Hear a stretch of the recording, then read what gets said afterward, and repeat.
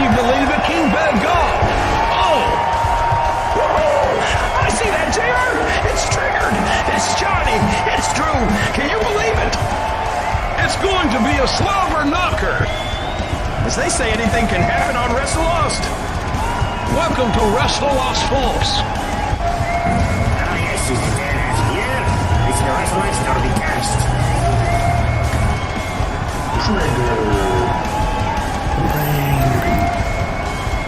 The sniper.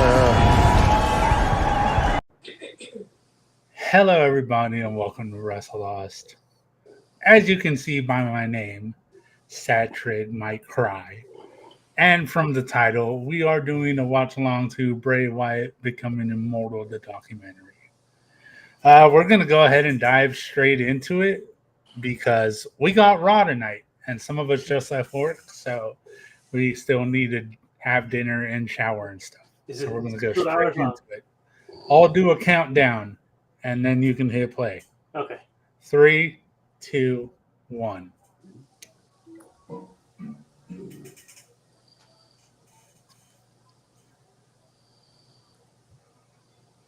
So don't have a seizure from what it's Right.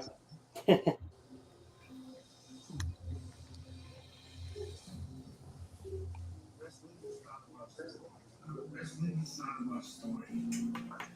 It's much more. It's hope. An excuse to be a kid again. Let me know if mine's coming in too loud for any reason. Okay. Can you hear mine? No, I think we're good. Okay. That man is my brother. But you know who has Bray Wyatt. I love that the Bo is narrating it. It's supposed to be Bo and the Undertaker. Uh-huh.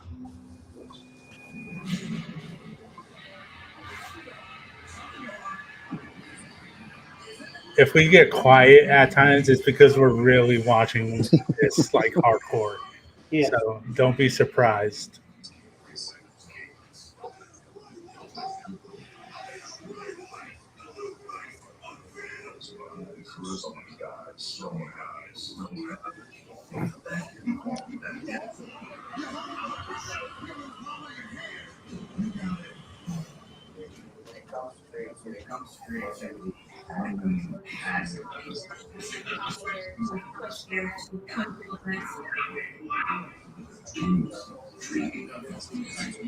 Such a cool feeling.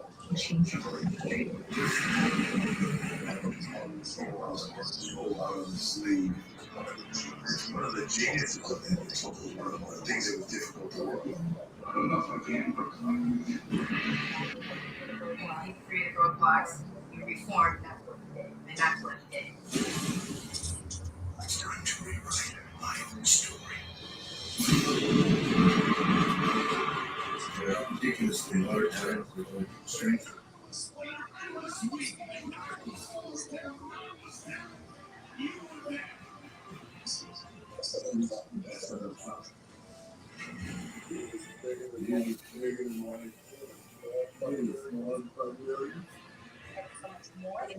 more that he wanted to do.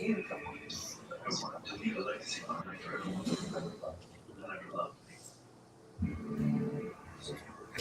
That's just the fucking intro, man. Come on. Oh, shit. Good. Creativity. It comes from many places and takes many shapes.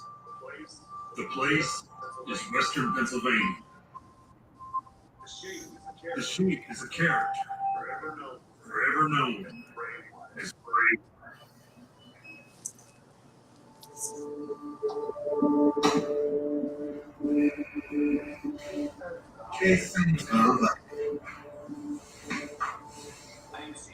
My name is Jason Baker. I'm a special makeup effects artist and film director. No, I had the honor of creating most of Wyndham's costumes and all of his insane ideas. It's not a competition. Why don't you should share with us? It's up to us. Give him something he deserves. I'm glad to play all his reference. We owe him something big. And something to truly honor his legacy.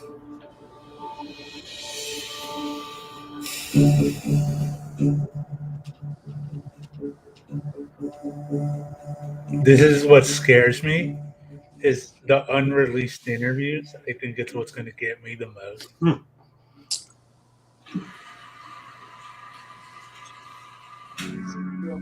I grew up in a little town called Brooksville, Florida. Small little town. Everybody knows your business. Everybody knows who you are. Everybody knew. Man, that's young. Yeah. That's scary. Yeah.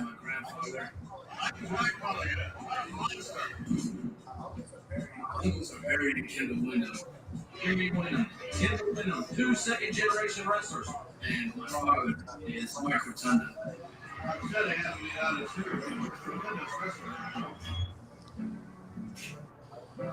was wrestling down in Florida, and Dusty Rhodes was a booker, and he put Barry and I as a tag team together. Barry Wyndham joining Mike Rotunda. His sister Stephanie came down to visit. My sister had come to stay with me.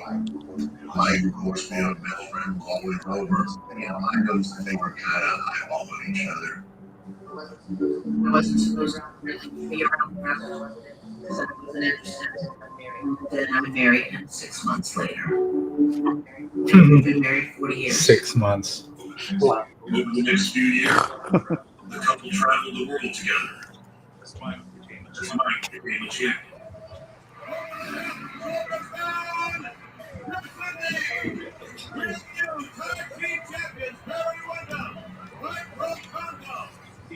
He competed in the first ever WrestleMania in New York City.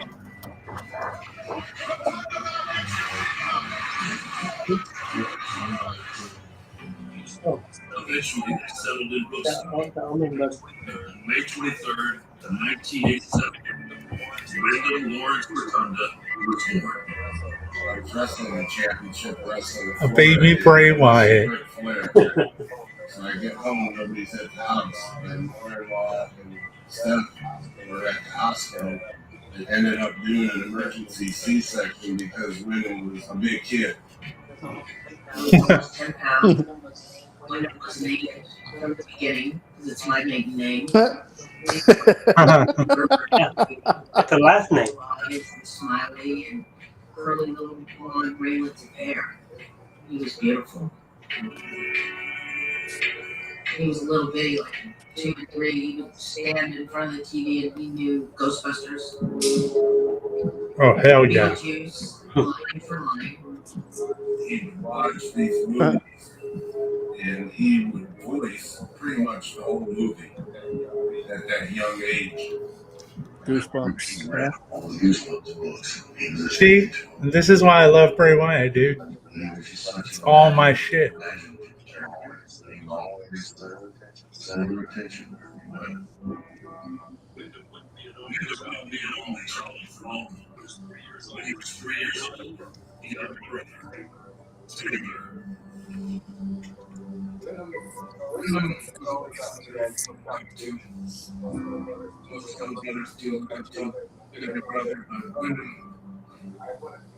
wanted to be just like him.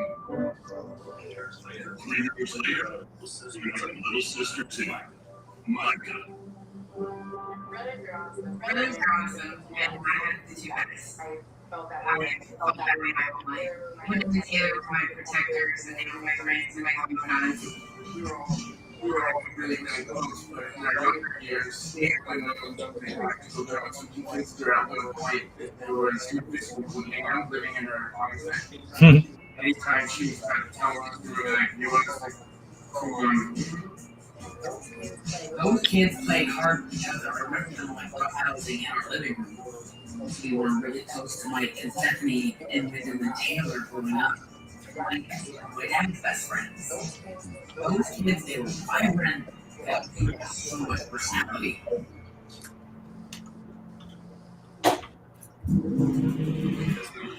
As the Rotunda children grew up, their father developed a new identity in the ring. My dad was IRS for my sister.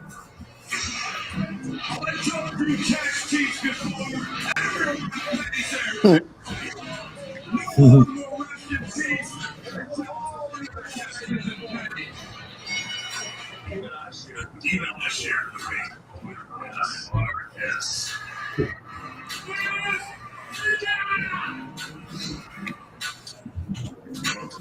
I remember seeing young Bray Wyatt just hanging out and watching his dad just mesmerized. Watching his dad stretch and work out in the ring. You can tell he wanted to be in the ring. I remember one time in particular, I saw my dad was in a tag match with Beyonce and this nasty boys.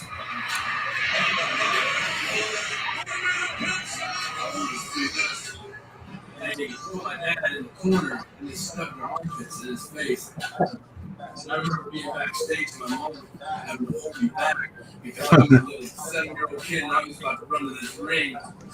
That's where it started. I knew that. Should have let him, man. By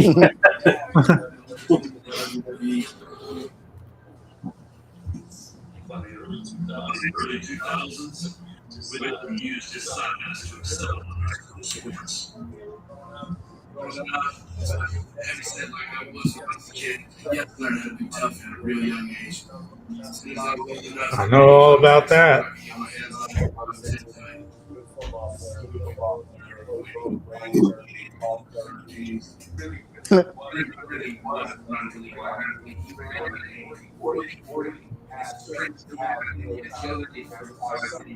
It's unbelievable. And I was in anomaly of everything, but especially amateur wrestling in high school. By the time it was time for his match, the gym invited him, and when he would wrestle, the whole gymnasium would just stop to watch what he was doing. He was a draw at 17. Wyndham won the heavyweight wrestling state title. It was all state football. In 2005, he graduated and chose to continue playing football 3,000 miles away. Played college football in college in Sequoias, City, California. Wyndham excelled his name on the offensive line. Years later, he transferred to Division I University in Alabama. I think that's why I really learned to be tough enough to reach the edge and play Division I football, but it ain't no joke. Being a college athlete was incredibly challenging. It's a full-time job here. We're coming up in a family of professional athletes, and you see this growth, and you don't know if you haven't been to get everything you got. He dreamed of playing for Oakland Raiders, and that's where he wanted to be, and that's what he wanted to do. While Wyndham worked towards a future in the NFL, he often made a 6.5-hour drive home to see his family in Wilkesville. I was 15, and I was very self-conscious because I was really overweight. And the only thing that made it better was Wyndham. And I called him and I told him, I'm the only freshman on the incoming court. And I said, I know you're in the middle of football season. It would mean everything if you could just walk me down the field. He started with flowers. And I was so scary, but when your big brother is your hero, you had icon shows up just walking down the field, it perishes.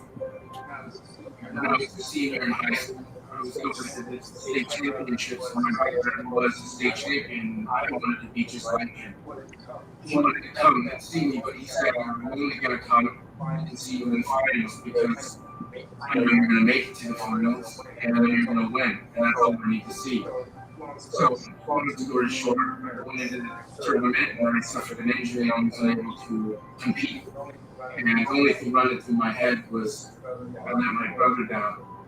I got home, and Wyndham started waiting in the driveway, so in fact, he was tailgating. And before I even made an attempt, he came to me with a big hug. And whispered in my ear, None of that shit matters. None of that shit matters. That's really who Wyndham was. God damn you for telling me not to turn off my camera. I felt okay. What's the point of a watch along if you don't see the reaction? I know. Relegated to manager roles in the university football team, and his playing time was limited. That's kind of a hard time for him because, of course, his aspirations were bad. And I dawned on him that wasn't going to happen. That same year, his 18-year-old brother Taylor signed with WWE and joined their development system. Huh. 18. So Bo, I didn't know Bo joined WWE before Wyndham did. I didn't know that either. Yeah. I wanted to do this with you. That decision would change the course of Wyndham's life. I thought it would have been the other way around. Yeah, considering he's 3 years older, yeah. So he was in FCW. Yeah. In 2008, Wyndham walked away from the Troy University's football team and joined his brother Taylor in WWE's development system. Oh, then they went in at the same time then. I know everybody was just with FCW. And yeah, everything was new and everything was scary and exciting. But I think what kind of gave him comfort was his brother was there. We moved down to Tampa and we got a house together and we loved it. It was one of my favorite times of my life. We did everything together. We went to work together. We talked about work and we ended up acting together. And we were both in Pretendo and that was our life.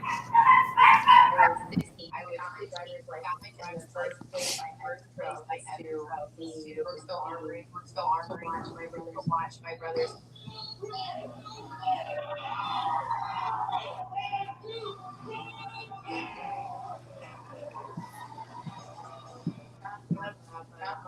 My parents were both really proud of my voice.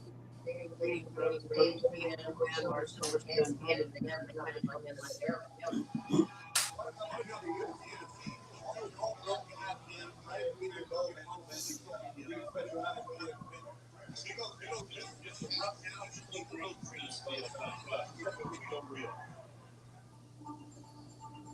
It's really tough business, but for someone who can trust absolutely anything in this business, I had that.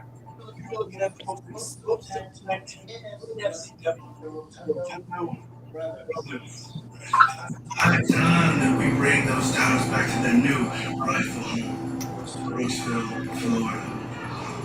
Damn.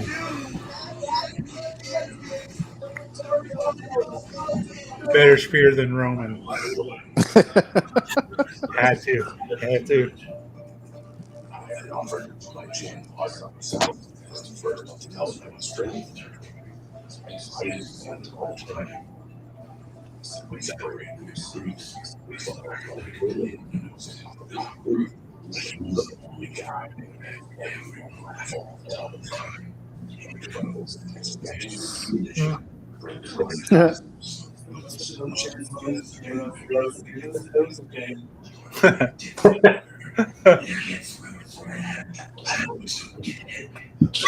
Those things you see on the look into the eyes, boys. Deep, having the time. Deep, that you create. We go back and find those days when I used to get any one of the characters on TV.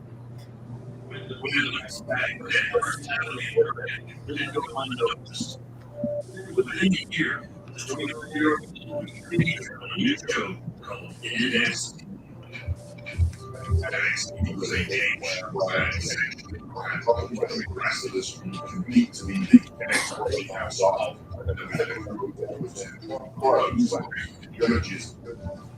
And Wyndham got a new name.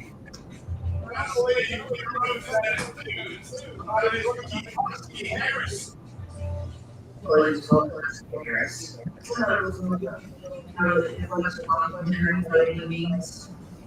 I know he didn't like the name. Probably from his sequel and everything. Can you say about years that you can't see Husky? Husky hairs? I don't know. I can only imagine how frustrating it must be. I don't know if it was creative, how could I make this work? She wants me.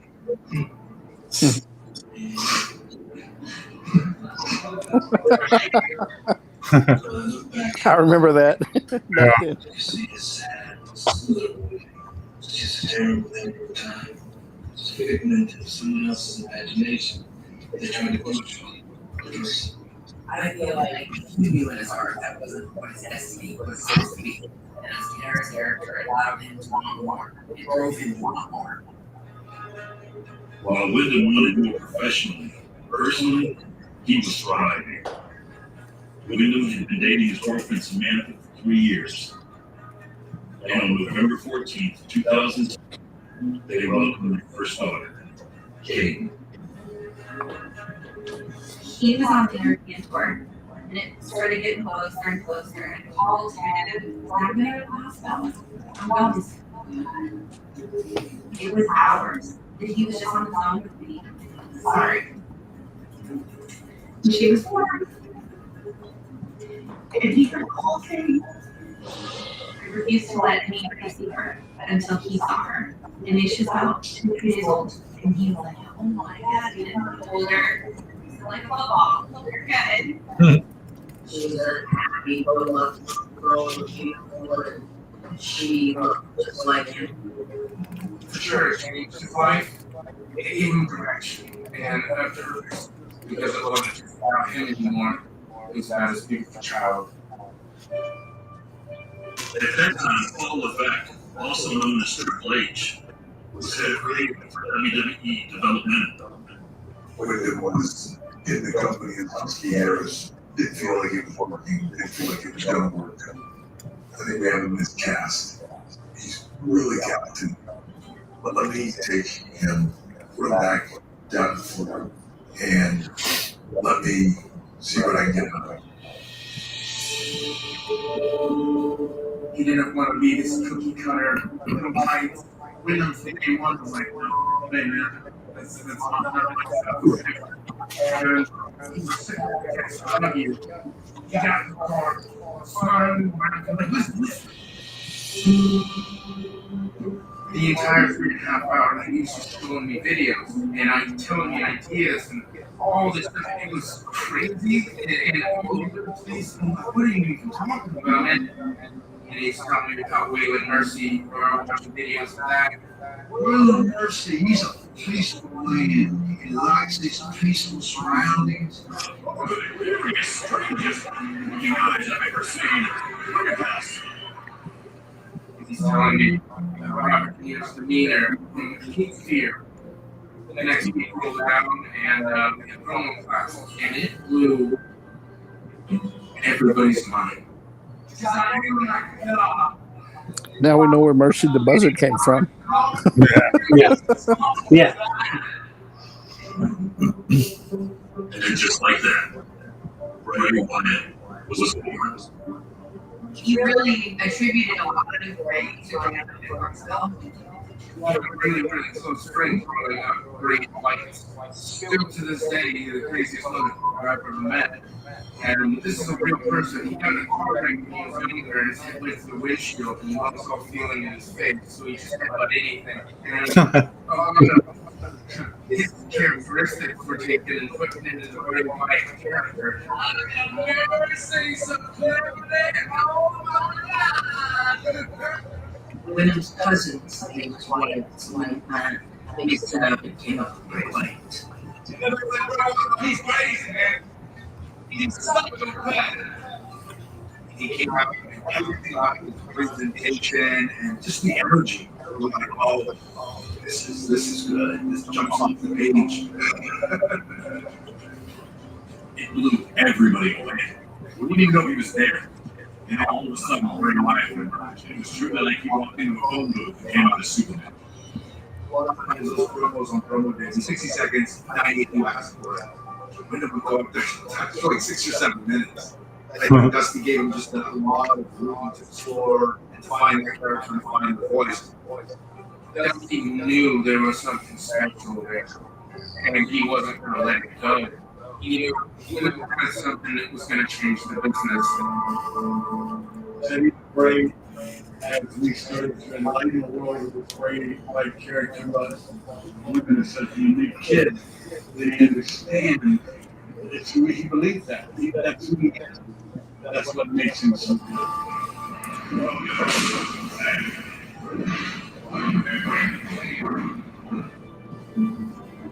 Dusty called me one day, and he said, "Keith, now let's go. He's got a new character. You gotta love it. You gotta come check it out." And he cut this promo, and it just sold his over. And Dusty said, "What do you think?" And I'm like, "This is a movie character." Within months, with an idea, he wanted an on-screen family. But his brother Taylor was already an established singles competitor among his fellow Dallas. Enter John Hugh, also known as Luke Harper. They flew to ICW for the trial, and then they get a call from Wayne. And 10 minutes later, I hang up the phone, I have this word. And this guy had a million different things. I was like, oh my God, that dude's nuts. Like, wow. Winton and Luke had an immediate bond. They just connected. So eventually, it just started out starting to great. We created this environment where, see, when you're talking to people, there's a someone that's on. You know, in 3, 2, 1, you know that? Come with me. I'm sure the love. It's how the cheeks. We lost some river. House and alligators, mosquitoes, and everything. Our first house is on 10 acres, and we would have to like do that. We have so unique stuff would happen, and you would happen. How would you put an eye to your children? Tell them that there's things out there that won't go home in the night. What you gonna do to something like me?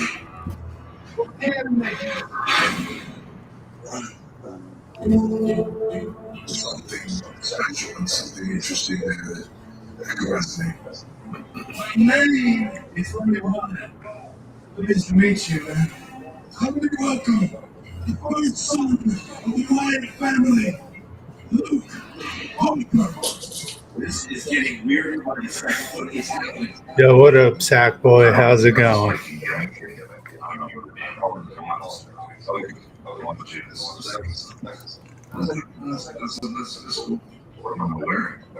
Bray wanted to know their guys. So Roman had a duffel bag full of magazines. It was like this sheep's mask right now. And one, that's perfect. That's dangerous.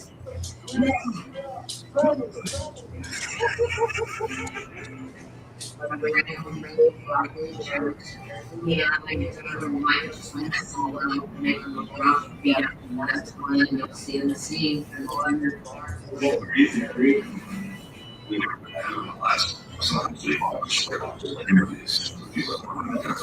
We're just here chilling, man, watching the Bray Wyatt documentary.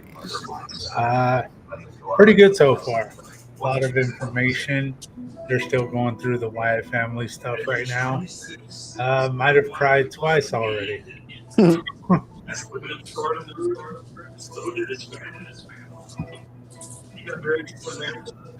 on February 2nd, 2013, his second daughter was born. I wanted to do everything I could to get into the life so we like to do and we can be there.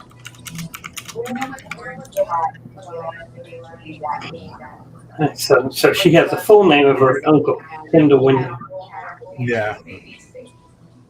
I Sackboy says he loves the Green Day shirt. Thanks. It's the album cover for Dookie.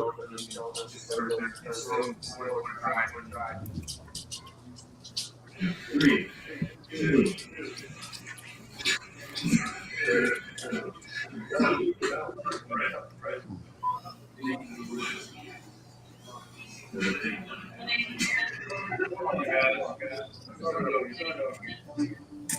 preparations are underway to get the Wyatt family ready for an even bigger stage. As you talk about bringing Bray Wyatt and the family to Raw or to SmackDown and up into the league show, now how do you take that, put that into a ring? Let me talk to you because I want you to understand the psychology of this. It's so. That's where the Landry came to symbolize that, called the lights, and this creepy ass dudes on the spot with the Landry. You just wanted to make your faith. You give me a place. Those are the things that we sort of collaborate on a lot and put the character together. In the summer of 2013, Bray Wyatt was ready to make his debut on the national stage. This is Monday Night Raw, WWE fans in Baltimore, We finally got the call, and I don't know if we really understood what we had. We knew that NXT probably never saw him so we never really hear it was going to explode. We're here.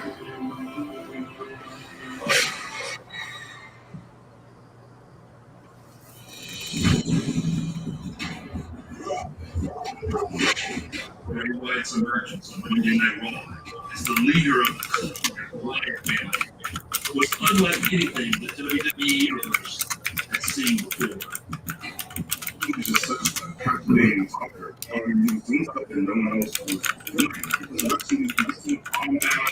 We were talking like playing to the nosebleeds, but the way he just delivered something very softly, and it was like send chills up your spine. tomorrow morning when you wake up, you go back to being just another one of those anonymous souls. That's like what I think is mesmerizing. In many ways, like he's portraying this cult leader, but it almost felt real. Like he was gathering people's interest. He put his whole heart and soul into that character and transcended to the camera and on TV, and you could feel it. It was eerie, but you knew that it was special because it felt almost like a movie character. And it felt like you're watching something that shouldn't be in professional wrestling. It didn't fit. It was very interesting to watch him create something that made sense. As soon as I saw Bray Wyatt and my family, I was instantly connected to it. I've always loved characters that have this darkness to it, but darkness that is there for a reason. Within a few months, Bray Wyatt was vaulted into a rivalry with the top star, Jonathan Silver. I could be just like you. Suck up the grass. Keep faith. Make sure everyone buys all my merchandise. The main focus of Bray Wyatt's character was chaos. Be different than anyone who will ever face. The ability to just be a person that wants to see the world burn. And you start writing down stuff he'd say, it's like super deep. It's like a wonderful. The man who sits on the moon. It's empty. Oh, I'm gonna fight you. It was so entertaining. Yeah, John. Take anything. Sorry.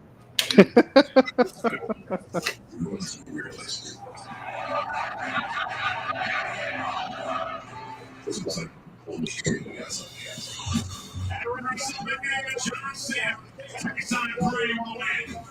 We're headed to the big time.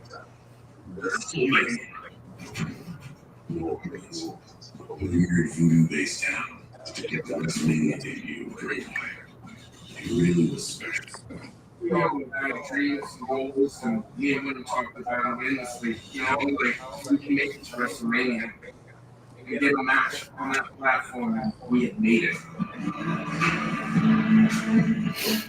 We all knew he was going to get there, but we didn't know he was going to get that. See him go from the roller coaster to figuring out who he was, catching fire, and then working with one of the greatest of all time, John Cena at WrestleMania. I mean, it's an incredible story, especially in such a short period of time. Here we go, this much anticipated match underway. Growing up watching our dad, watching our uncles, watching our grandfather, the grandest stage ball was going to be WrestleMania.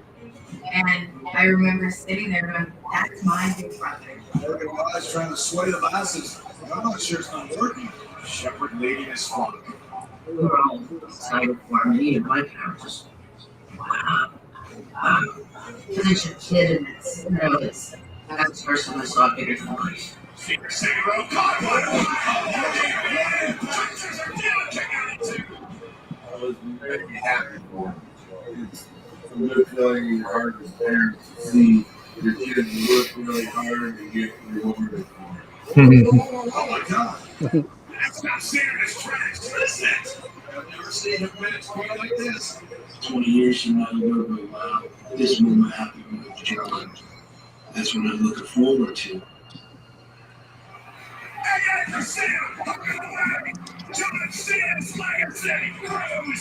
Bitch. It was spectacular.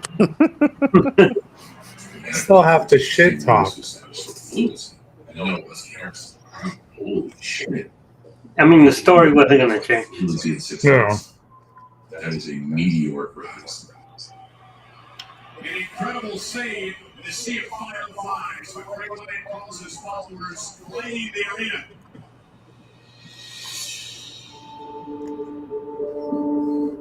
The Lantern to me is like, this is one of the many things I love about your brother is that he can make anything iconic. This one's like the first one, too. Yeah, this is it. This is the very first one. Look at this. It reminds me of Fireflies. See that as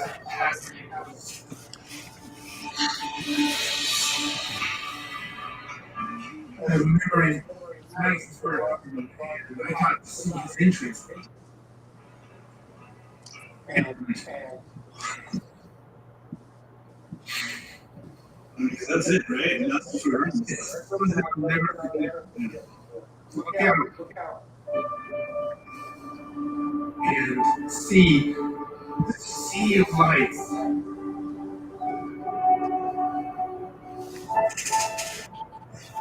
Fireflies. We had never seen it before. And I don't know if we'll ever see it again. Oh, you will.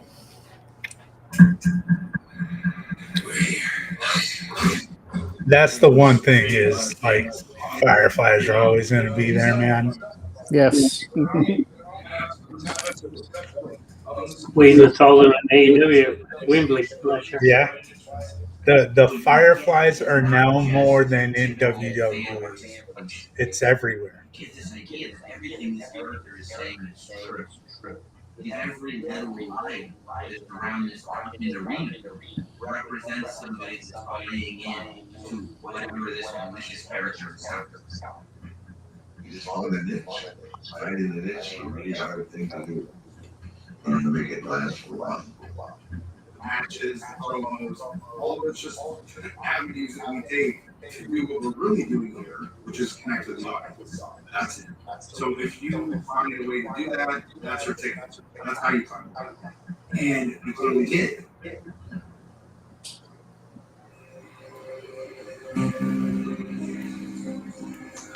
When people would approach him, they wanted to meet friends. And Venom gave them who he was, and he took his time.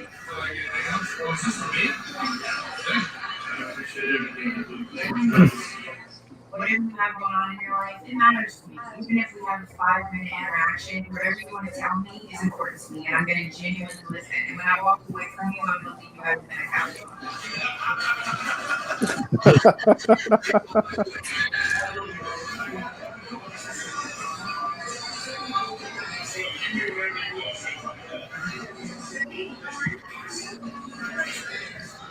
He's my favorite wrestler of all time. I'm so shaking.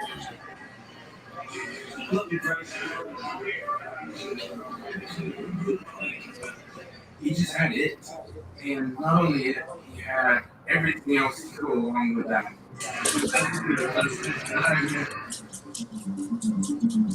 I don't think I've ever seen anyone so committed to being a character. And when he was Bray Wyatt, I don't know if anyone was more to believe. I don't know if anyone pushed you as much, if anyone made you believe as much as he did. He was just one of the most cerebral performers I think that I've ever met, because his preparation was so real. I'm here. You're here. We're all here. I remember being in the backstage and as I'm walking past, I see like window in the corner of my eye, like this, to walk in this little alcove. And he's just going over his promo, going over his promo, going over his promo. And I remember thinking, wow, I wish I could have that type of focus and that type of dedication and that type of commitment to the character. He's such a creative guy. Wyndham's commitment to his craft caught my eye. I knew this kid was special, and every time was right for us to meet in the ring. I got that message that I was going to have the luxury and the privilege of competing against the Undertaker at WrestleMania. I was immediately like, oh my God. I am Bray Wyatt, the new face of fear! I was in the room, and I remember him kind of, he tests his finger. And he called me in and he's kind of set me down in the column. He's like, you ready to do this? And I'm like, yeah. This is everything I've ever trained for. Of course I'm ready for this. To be in that room and watch that happen, if anybody was there, that was insane. And I'm jealous. There's a trivia question. Who's the only father and son pair to ever face the Undertaker?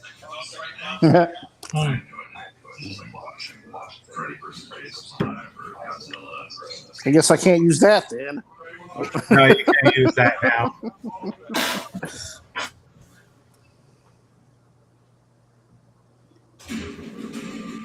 That night on the grandest stage, Wyndham proved he was a legend in the making.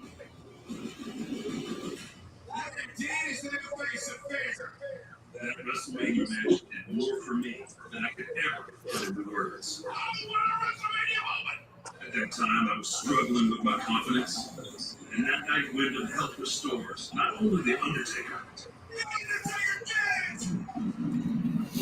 but Mark Calloway as well. He's like your father, and he is responsible for so much of the progression of this business. Not just in the ring, but what he did behind the stages to kind of show everyone who lead by his example. By 2015, Bray Wyatt was box office. And all the while, he was becoming a trusted mentor behind the scenes. I haven't been into the business for too long. The second he laid eyes on me, he pulled me off the side and was like, I want you to be a part of us. I don't know how, when, and where. He's like, but holy cow, look at you. What the? This guy's a monster. Look at the size of him. From day one, he treated me like a brother. Taught me all kinds of stuff in the ring. But honestly, I learned more from him about the real world, I feel like. Him being a third generation wrestler, being in this business, already been on TV and statements and stuff like that. He already navigated the wolves, and he was just that guy that just made sure everyone was happy, everyone was felt like they belonged. I remember coming up and being afraid of being scared, like home, and the love and the humility which he talked to you. Like he was on the same level as you. I just no pretenses ever. I think you love people. I think you love positively affecting people. You love seeing people smile.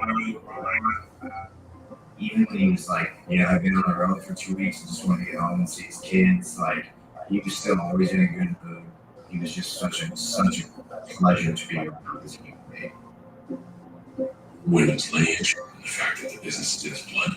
Not only was he this interesting performer, he had a lot of respect for the business. A lot. And he had a lot of camaraderie with superstars. He was really fun to be around. And always wanted everybody to have a good time. He could lie to Ruben and he was the guy who was the comedian. He was the guy that everybody was best friends with. He had a certain draw to it. Just had a charisma, a zest for life, a poor drunk, and he was a very magnetic person. This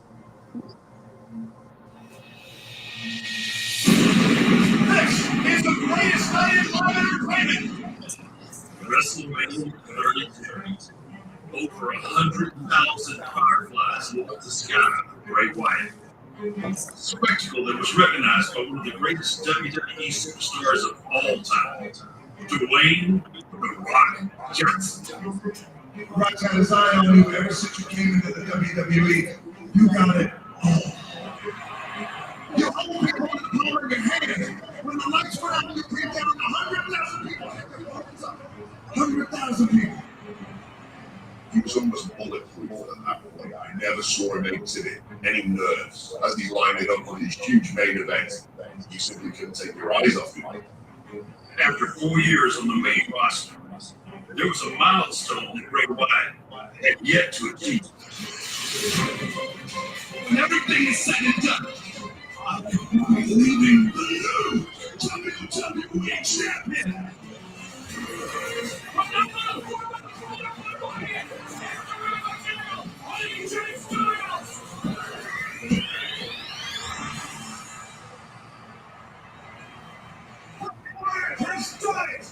In the soul-stealing structure known as the Elimination Chamber, Bray Wyatt has won his first WWE Championship. The company had put their stamp on it and said, "This is going to be our guy." I mean, there's not many better feelings from a performer's perspective when you finally get that. In this hellacious match, Bray Wyatt rose from the ashes to the ultimate glory. The era of Wyatt is here. He was the first in the family to win, which is pretty good considering your grandfather did it, your uncles did it, your dad did it, and you were the first, so that's cool. All of us, I did it my whole entire life. I don't care what accolade I think I did great. Paragraph, and everyone else, it was not me, all the things I did. Now it's like, when you look at anything about them, it's a whole paragraph about me. You're working with them. You're from a bottle and you know the human being behind it. And you know how hard they work at it. Wyndham winning a title that eluded his entire family was so special. I was there. It was huge. I cried. It was very, very cool. If I go back to the landscape of my life, my career here, the ridiculously hard times are kind of what strengthened me. I knew that sooner or later I'd get to it. It was just a matter of doing it. It's beautiful. You're on top of one thing to stay there. Being on top means new experiences, new responsibilities, and more time away from you. Me and Bray were very close, especially for that stint. We were working so closely together, and we were really telling some good stories and having a lot of fun with the team. Being on the road, it's tough. When guys start having kids, we get a little older. Things change. It's very hard to balance, especially when you're a young man, the work and home life balance of you. It's virtually impossible.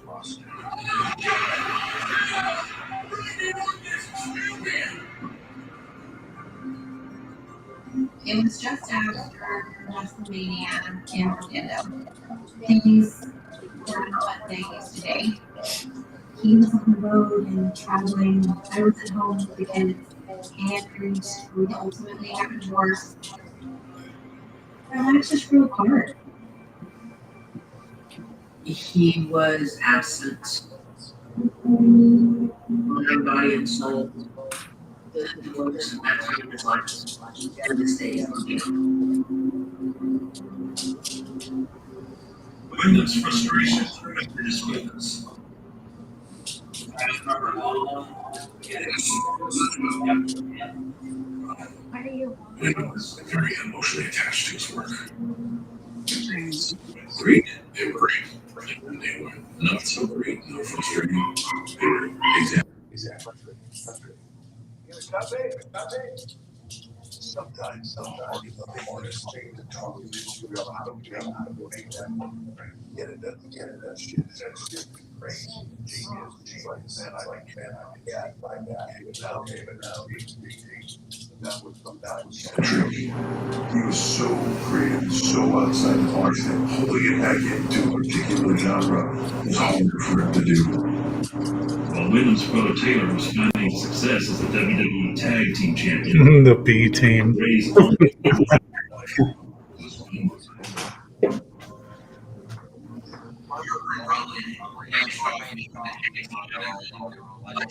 The Bludgeon Brothers. Main event superstars. Great character. And found himself in a new position. Prominently featured.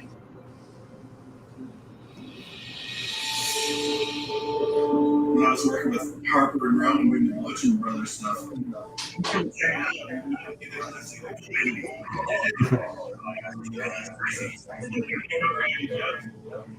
You see every time you see something artistic and creative, like, we make D6 for Harper and Rowan. You're like, I don't know that. What can I do? And you see the gear start turning. And that's the thing with Wyndham. Like you said, this was around 2018, and behind the scenes was a lot going on in his life. And the only person with everything that he was dealing with could let everything go and kind of lost the grip of it all. But he always been able to find inspiration in places I don't think anybody else could. As Wyndham dealt with the stress, he leaned on his friends. We were together 4 or 5 days a week. We cried together, we laughed together, we did everything together. WWE is such a family. It really is. We're all together so much. We're all away from our families and stuff like that. We're real blood families. We all have a really cool relationship. My name is JoJo, and originally I started off as a wrestler, and then I transitioned into a role of the ring announcer. The following no holds barred match will begin in Bray Wyatt's House of Horrors. We respected each other's work, and we slowly became really, really great friends through that time. And so when we were both able to, we started dating. I lived with JoJo when I was in NXT. I never pictured JoJo and Wyndham together, not for a single second. Like, it never dawned on me. But then you see them together and you're like, oh yeah, that makes sense. They're just these two beautiful souls. JoJo made women happy, and that's all they can ask for is to be happy in this world, you know? It's just what I was saying, like you can't fight fate. I think fate was just took a little while for them to find each other. He loves her so much, and she meant the world to him.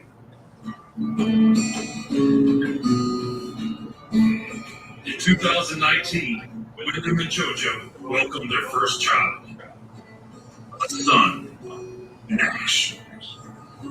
When we found out it was a boy, we were so happy. I didn't think I could have a boy. I thought I was destined for a long time.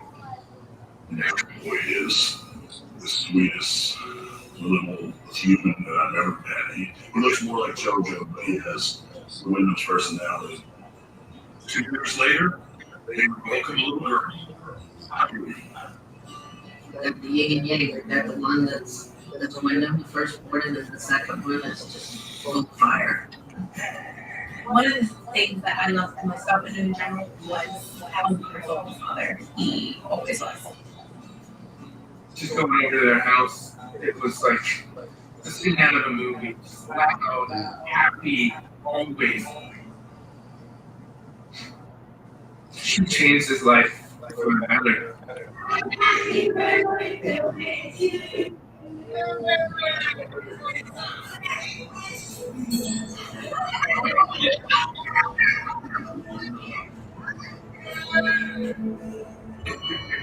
Women's happiness inspires grandson. But early 2019, the idea for new characters started to develop. He always jokes about how after he had a child, it boosted his confidence to come back even harder. So we would be at home and he was laying in bed and he's like, so I have this idea. Wyndham's journey took him to Pittsburgh, Pennsylvania. For years, when it was always like, hey, we gotta do something, let's do something. Like, have my number, call me. And then we got a little bit like 2 a.m. I finally called Wyndham, Wyndham fashion. It was like, hey man, I've been sitting at home, Greg has nothing for me. And what that means, I have to do something drastic and I need your help.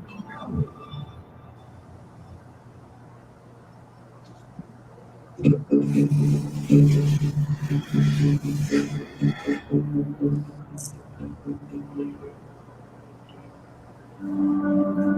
the spring of 2019, Wyndham had an idea for a new character. I've always been a huge fan of like horror. So naturally, the progression was like, when I started watching wrestling, it was the more characters always coming back. One of my earliest memories was one of the shop bombs in Ultimate Warrior.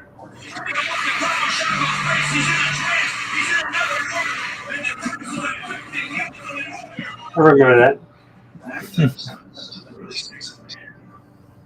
I think that wrestling needs that kind of identity in it. When we were children, we weren't hearing the stereotypical anti-stories. We were hearing Stephen King. They needed their daily update of where my book was, what it was doing, and they would both come to the table with these like characters, all over the Stephen King basis. They have that influence. I didn't mean to do it, but I did. We both were huge fans of horror movies, and the contrast between good and evil, but not only that, to make what you would think to be good seem evil, and what you think to be evil seem good. So yeah, there's a bunch of this Marvel concept moving on horror. So yeah, and working with your brothers, the funnest time I've ever had, professionally and personally. Just called and he was like, I want to come up with this idea. I want this nice. I loved wrestling, but I was The Rock and Stone Cold, and he was Kane and Undertaker, Shango, and anything weird. He was always attracted to that. I think because if you look at him, he looks like a monster. Yeah. But he had the biggest and best heart. I'm obviously paraphrasing, but I remember he said one time that, well, I'm going to judge darkness as going to be absolute light. So, just doing that was like this beautiful thing that he's like, oh, let's show the world, if you use something that's dark, you can show the world how beautiful it is by contrast.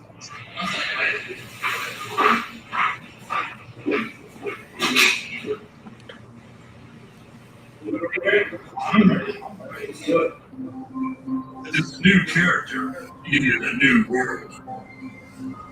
And this is the Firefly Funhouse. I had the opportunity to work on the first Firefly Funhouses. The Firefly Funhouse only existed in Bray's mind. It was not a real place. It would allow us inside that head. And you can accept it because it was fantasy.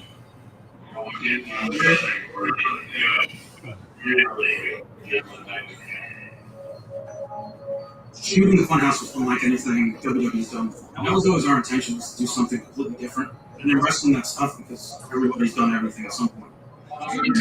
Yeah, Blown away by it. I'll tell you once.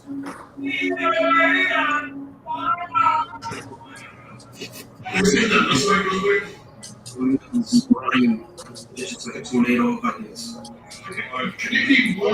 The little kid episode. That one freaked me out so damn much. So many different things. The hard part is not continuing.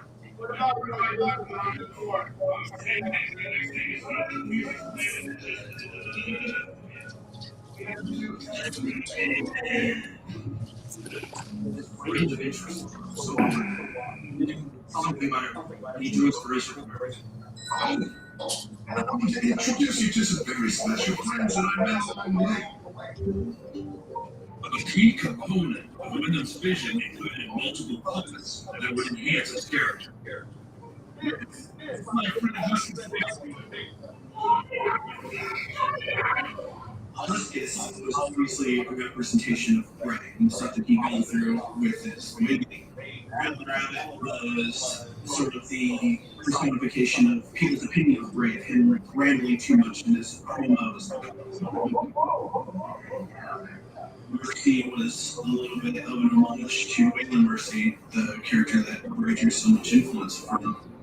Abby was Sister Abigail, an imaginary sister of Bray Wyatt in his story.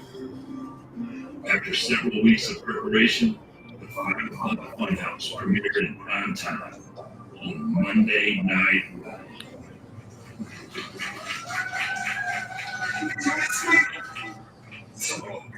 How I missed you. When I first saw Marvel Funhouse, I remember texting one of the writers saying, "This is brilliant." Did you enjoy my little secret? I really enjoyed the Pee-wee Playhouse of the Firefly Funhouse. Sociopath is the word of the day. When I found himself, put himself in a genius category. It's like Mr. Rogers meets Tales from the Crypt. Whenever there was a Funhouse going on, the screens and back as the show was going, there would always be a sub at one of those monitors to see what Bray was going to do in that Funhouse that week. There was something super serious to talk to you about.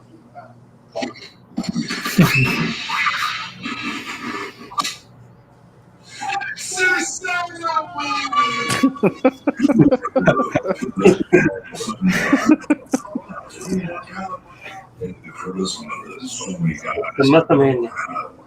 I really appreciate The Muscle Man dance. it was almost our first opportunity to see Wyndham be silly. Not gonna lie to you, I have it saved on my phone. And I might have listened to it at the gym a couple of times without you knowing. I know in 2K24, that's one of the iterations of Bray Wyatt. Yeah. After months of hosting the bizarre movie, in the summer of 2019, Wyndham would introduce the WWE Universe to his darker side.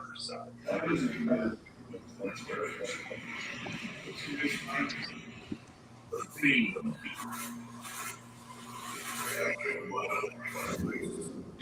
He was a random character that lived in Bray's brain. However, take over Bray's body. And then the film became real. Dichotomy is a sadistic character in the children's film. He was so bizarre and wrong and all the things you couldn't look away from.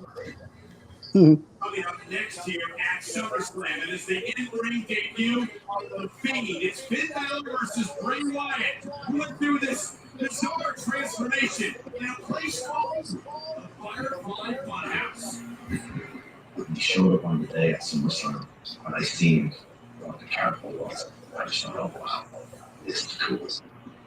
See so many different forms of intimidation from The Fiend. Right there. Disturbing. Right there. The thing about wrestling is one of the only forms of entertainment, you have to do it live in front of an audience with no CGI, no camera effects.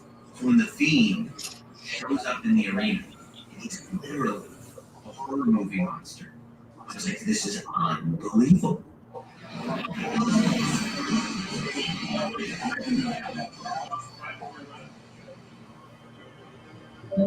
The Fiend is my favorite character in the beginning of time. Someone who has one personality character. I was like, Vegeta is your spread. The Defeat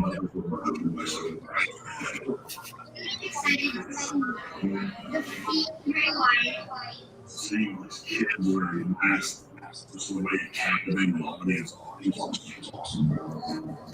Within months, the Fiend's popularity skyrocketed and had him on a collision course with an old foe, John Cena.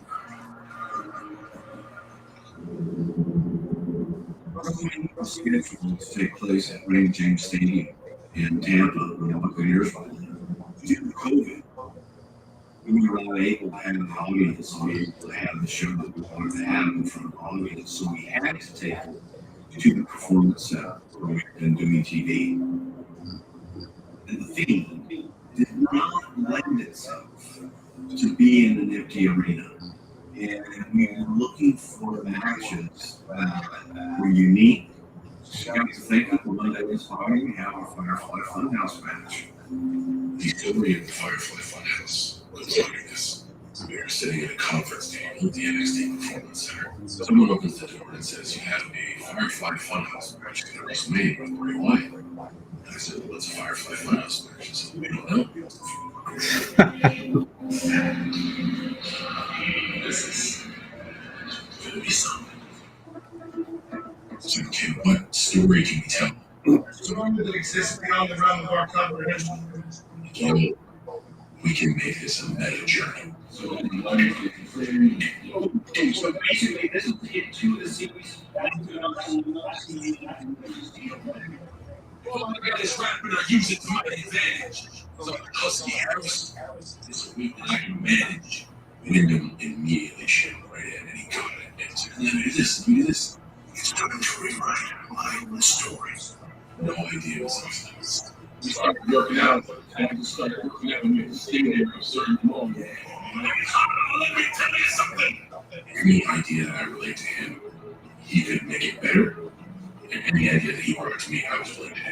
I need to print out of that. I think everybody should have it to see where I'm coming from.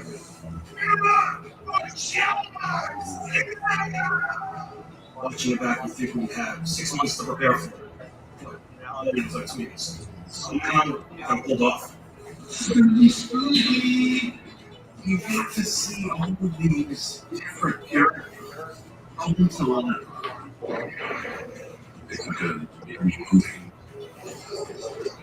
You challenge to do something good. I need to do something memorable. So if you don't, it's the responsibility that you still will be talking about.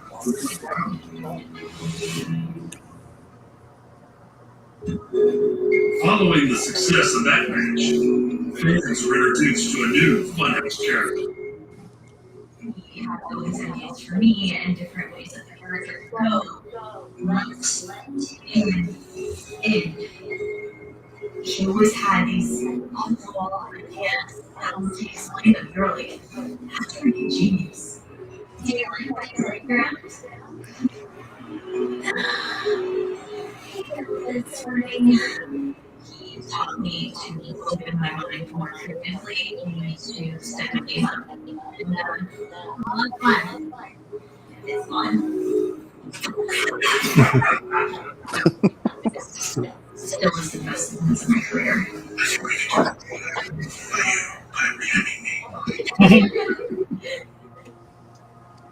Wyndham's happiness behind the scenes translated on screen, but he was about to experience a heavy loss.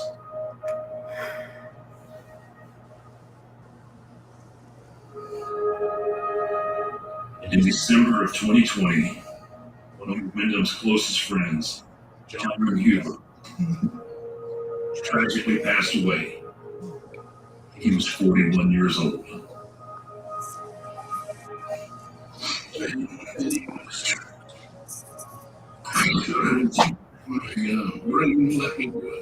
me believe it.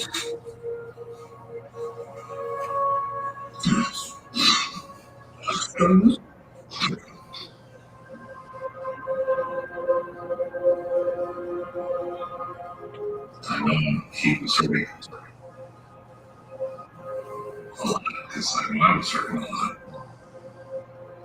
They were so close, they were like brothers. When you're in a group together with someone, you share so much of your life together, and they talk about their families and their kids and all those things. I know it was a profound loss. I know more than anybody that no one can fill the void that he left behind. But I swear to God, I'll try. He always just carried the heaviness around, and he had a really, really, really hard time. William struggled emotionally and professionally. Bray was a creative genius. For his character, Bray was very challenging because I don't think that Bray came from a bad place, but Bray had his vision. Bray had what he wanted to do, and Bray would fight for it. He was talking about some transitions with how I get people. He didn't like when other people were getting involved in telling him what to do. It took a toll. Bray was a tremendous. I think he created something that was larger than another individual's thought process. There's a clear line between Wyndham and Bray Wyatt and Fiend and all those things. They're all pieces of him that were out there through his heart and soul on his sleeve. Never stopped thinking about it. It's one of the geniuses of him creatively. It's also one of the things that was difficult to work with him because he was like this whirlwind of ideas and harnessing it into one thing. Got harder and harder, keeping him focused on one idea at hand, getting him to agree to the idea that everybody was working on and then stay committed to it and not all of a sudden show up because they were all in one direction.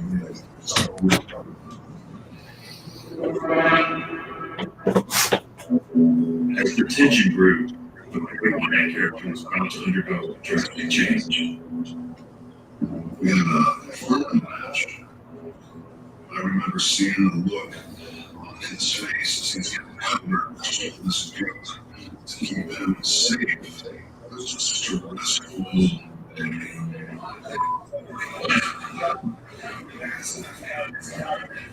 so frustrated, yes, to put it lightly. The only way to win is to light any of your opponent on fire.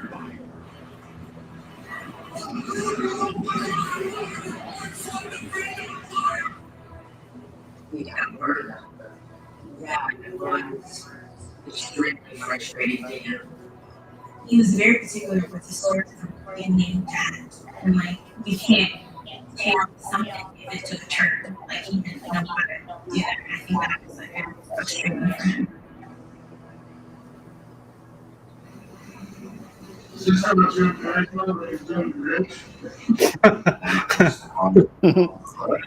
Because you had to have everything on you, burnt, melted, smoked. No thought about that. Let me bring this to you.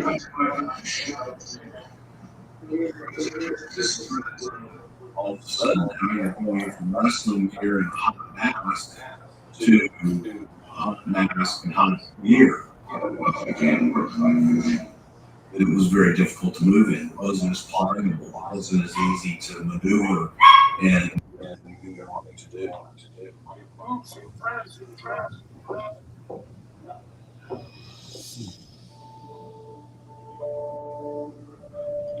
Remember this one.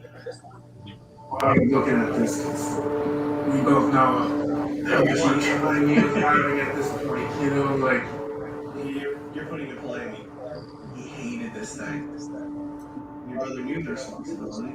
He really made a lot of it, and it was hard. It wasn't really bad for him because I know he gave it his all. He tried 100% to try to carry, not only his character and brand and company and everything, but it just come under that WrestleMania. Yeah.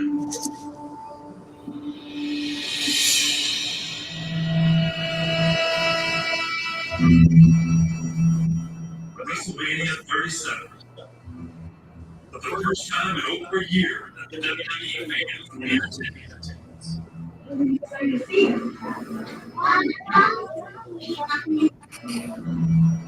excited to see Bray Wyatt. I want to see the Fiend on the earth, Randy Orton down to the ground. At WrestleMania, when we finally were in front of people, to see the transformation, Fiend stepping out of hell and of that burn, and now you have Fiend again, and a pissed off Fiend. It was a way to get back to the Fiend because of the burn, the whole outfit didn't work, and it was tough to continue that. And the Fiend has been restored.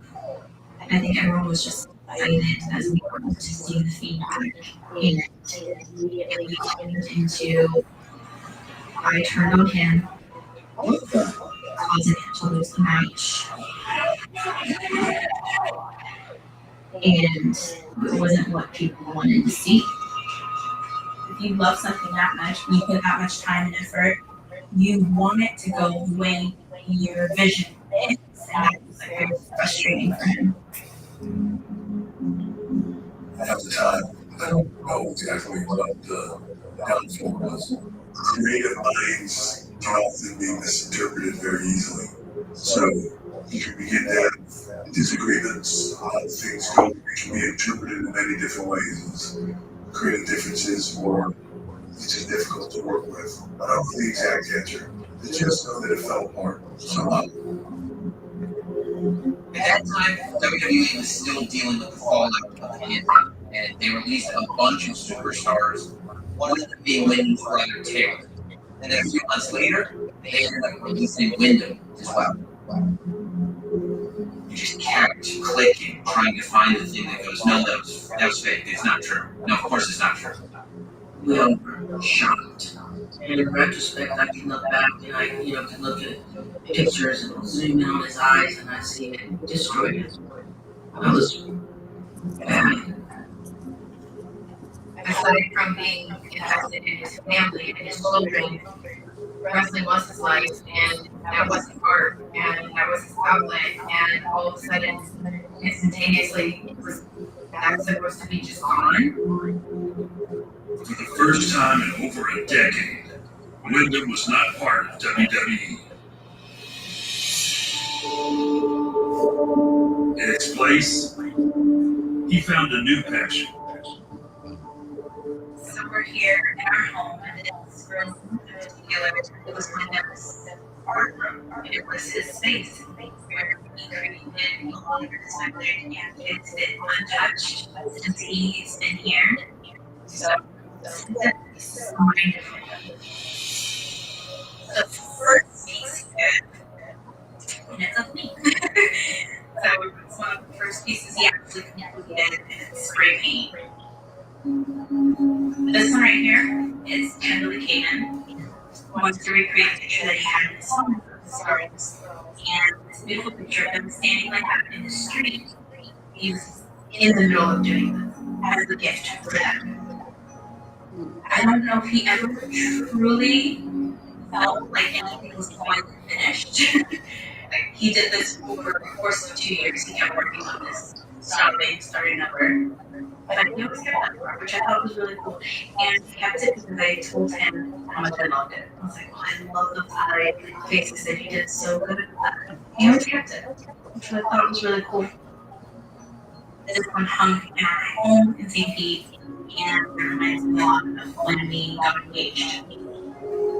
He surprised me by getting down on one knee in St. Pete here. So this art provides and pieces that I won't let go of ever in my life because it reminds me of that time. 100% art. Is what he really just threw himself into that and he loved it.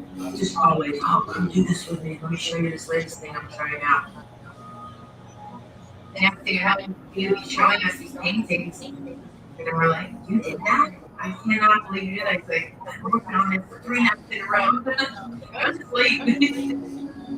It was amazing to see once again in this anomaly of human when he invested into something and do it was really powerful.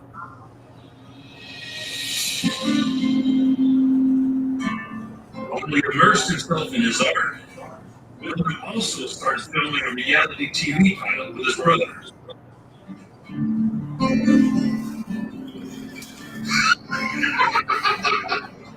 Can I touch it? We have the opportunity to go shoot a pilot hunting monsters and cryptids and conspiracy theories going their homes. All night, we've always been into other things in the world. When I was a little kid, we were like Judy and all that stuff. I remember thinking, oh man, that's so cool. I'm about to just go around with my friends one day and chill out.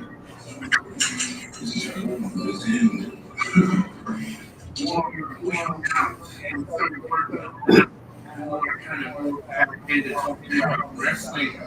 I think just whatever else makes me nuts. We got excited and realized, hey, we don't want to do this. We want to go back and wrestle. The longer we talk, the longer we collaborate, the longer we need to make it happen. In summer of 2022, after we were a year away from WWE, the women started talking about making a return to the ring. There are not a lot on the door to the WWE. And I think audience was crazy. So Bray Wyatt. For the first time, I got over the phone to discuss want to come back. Like, hey, I'd love for you to come. And his partner, I'd love to meet him. I think that very first conversation we had, it went from, hey, what are you thinking about potentially coming back to us riffing ideas for like an hour and a half? It wasn't done. He wanted to fix things about his legacy. He didn't want to go out unexpectedly. He had a lot more stories to tell for the WWE universe. He was in the gym a lot, like 3-4 hours a day. He really busted his ass. In the fall of 2022, Wyndham, an now 35 years old, was preparing for his return. He was coming back, like he was working for it. So when Wyndham was negotiating with WWE to make his return, he reached out to TJ and asked TJ, hey, I need you to keep this to yourself, but would you want be okay if I started coming down to your ring? Ray was super motivated at that time. I did want to gauge where he was mentally and physically. I know. He said, I'm super excited. And he went from it being kind of a private thing to him going around and giving each person specific individualized advice to show how the brain was working from a creative standpoint. You could just feel that excitement. You felt that kind of like wonder. He really wanted to get in the best shape of his life, and he wanted to be his best friend ever. He started talking to me about what my ideas were, and started to go back, and I decided I was going to pursue a conversation with the company again to see how it would stand, and started getting excited again for the first time, getting into the ring again. At the same time, I brought into the company a guy named Rob Fee. I met with Hunter and Bray. If I could ask him a question and be like, hey, what do you think about this thing? An hour and a half later of completely off the wall ideas, we planned on something. And I'm like, man, if he's bringing this energy back to WWE, it's going to be a long drive. It sort of started this kind of like three-way collaboration on this project, and Ray would call us both and say, I have this idea.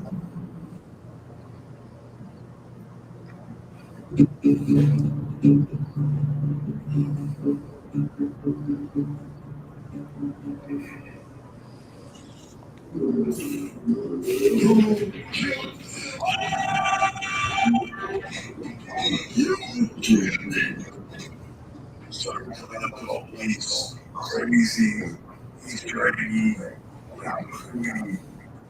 these ideas to lead to this return. That was really great, and Rob was really instrumental. He was already coming up with crazy bits of lore that he'd be like, here, make this into something.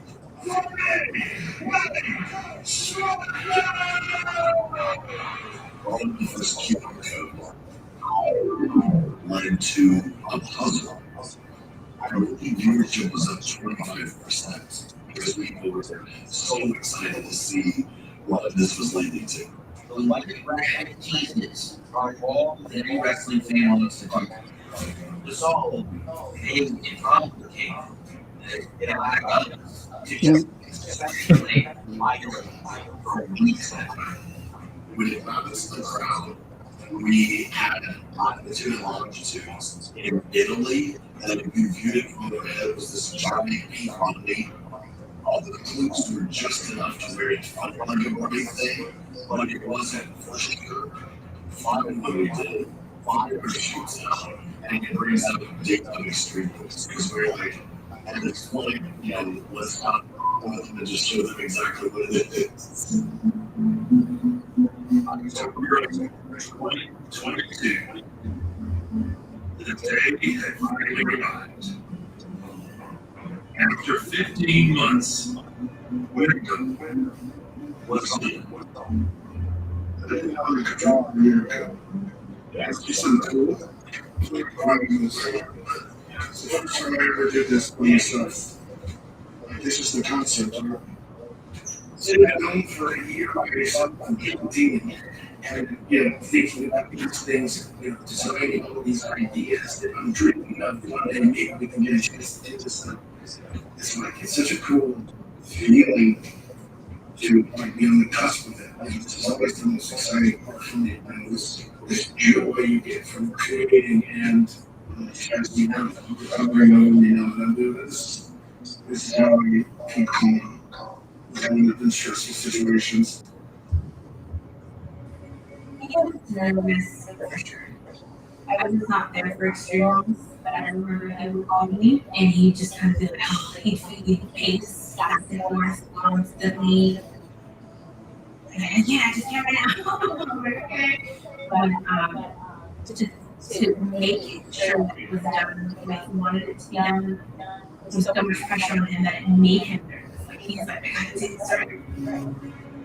I always think, so this person's not gonna like this. This person's not gonna like that.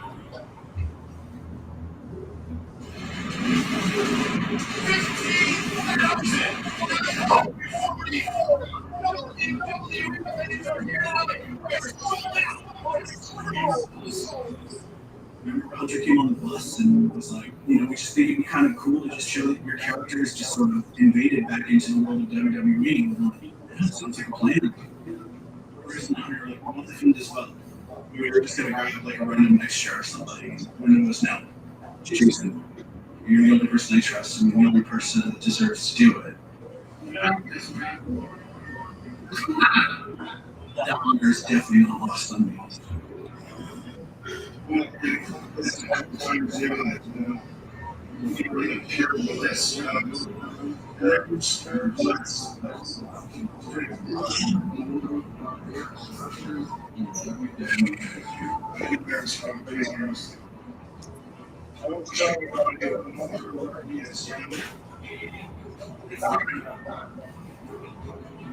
going to be murdered 15 minutes before it's all ready to return. Something was going to happen on the show. And this was after the main event, so I don't know why I'm doing this. Something was wrong. Logo comes up and all of them, the show was over.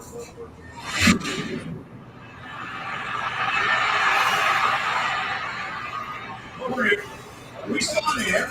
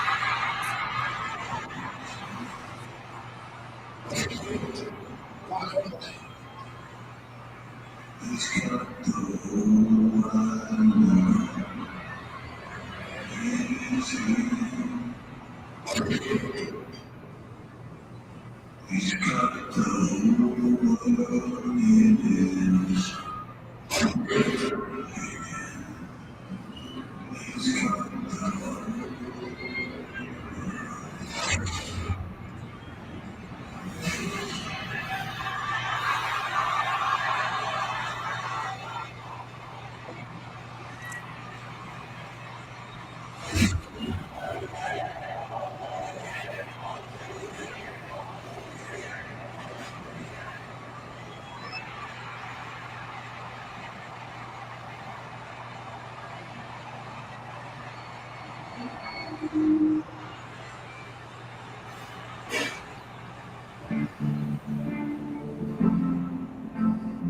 think I've experienced that. I was just suffering on the wall. I never felt anything like it. I thought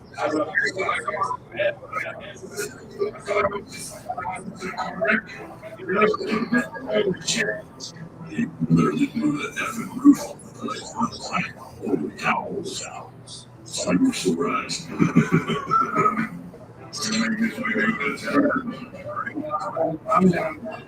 We can talk about blowing the roof off of the place, and then they'd still be trying to put it back on. It was an explosion. They didn't do it. One bit, and then they got it. Everybody else on their 40th birthday, helping them come back to their job. Biggest thing wrestling is very, very long time.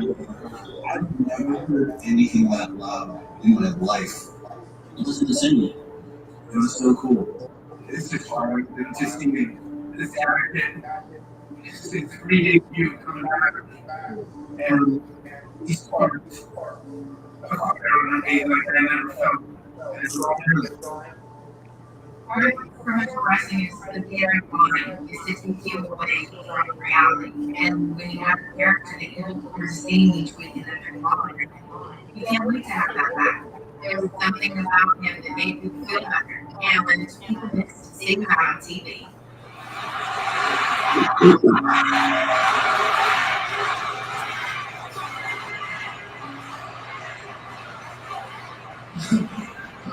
I don't know if y'all can read this on me, but I'm incredibly grateful, and I'm really, really nervous to be here.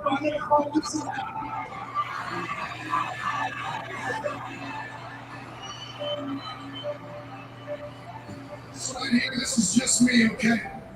This is a version of me that I never got to introduce to you guys before. This is just me, genuine me for the first time. Well, we were so grateful. We're grateful to have him back. And then that promo where he was just kind of raw and spoke more as freedom, so unique, so different. I can sit here right now today and I can recognize and I can say that you were there. None of us winning, none of us horrible, none of us down. So I just want to say thank you. You almost saved my life. That's my favorite Bray Wyatt because they only love him for his commitment and for everything he's done and for the honor he's taken along with these different characters all these years. Now they get to see the window to him as the actual person. He did that promo, I was like, oh, now we're cooking.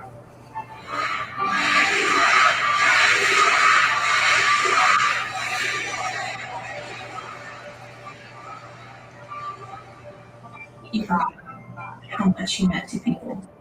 When he got reminded of that, this is what I loved. I didn't have such passionate fans of me. I was good.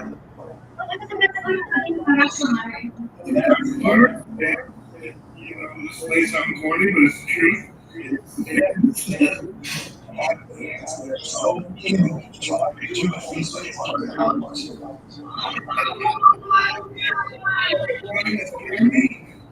It's like I'm gonna be out here since the best I've ever felt. Felt like he was getting a second chance and he had a little more perspective on what that could be. And so he was excited to bring as much of himself into that character.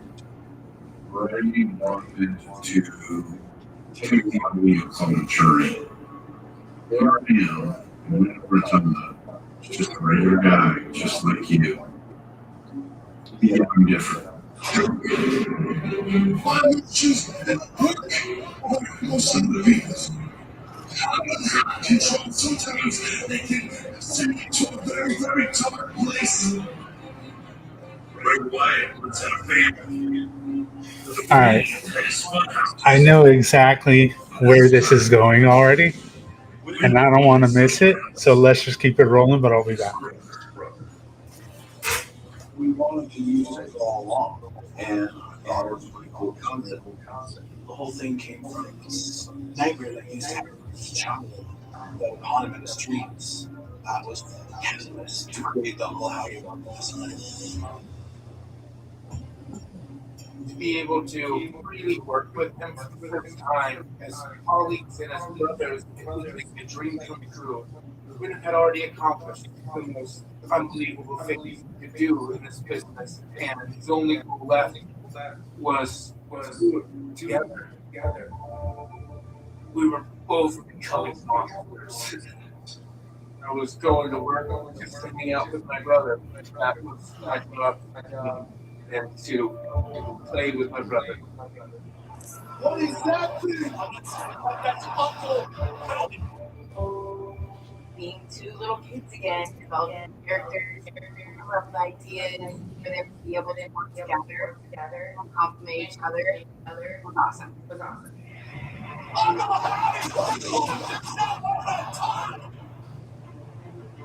We're going to be in WrestleMania together.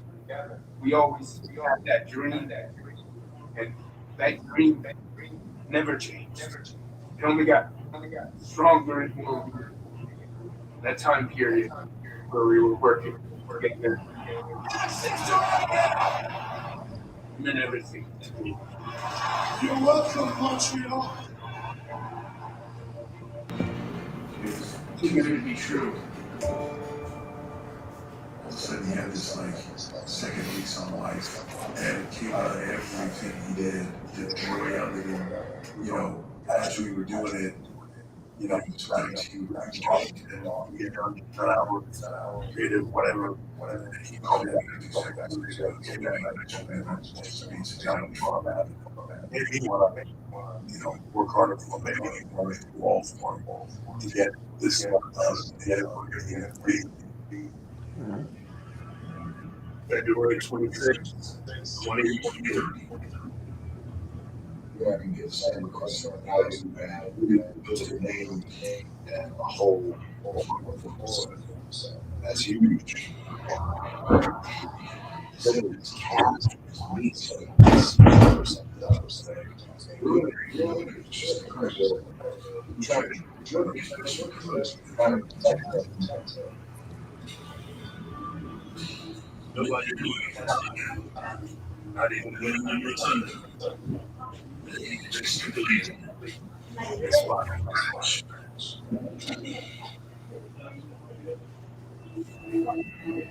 March 23rd.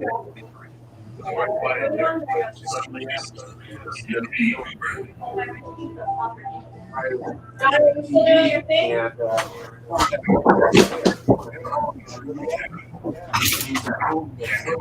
Yeah.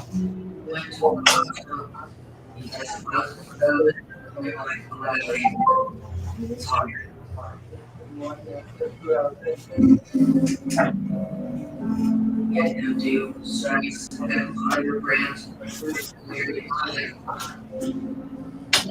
He did hard. Like it was like the way his heart functioned. It was not where it needed to be. It kept making him feel off. He kept saying, "I feel off." I didn't think it was that serious. I mean, to me, it's my big brother. Nothing's going to hurt him. He didn't share too many details. He just always wanted to assure everybody that he was fine and fine. But I could see that he made it feel amazing. He worked with a cardiologist and was on medication. He was very clear to look up and not, they'd say, just like cardio is fine, so he would do that.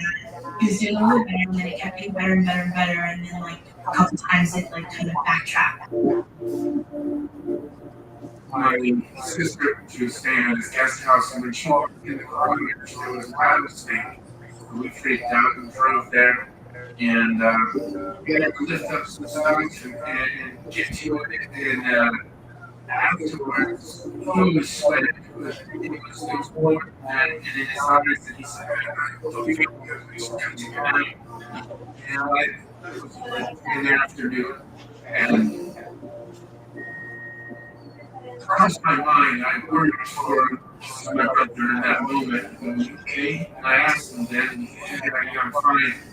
But I never really worried. I never thought when he was really sick. Never for a second. I was just waiting for him to come back as monsters like. He's still in the doctor's care. We were there where, he's fine. Sure to go back to sing.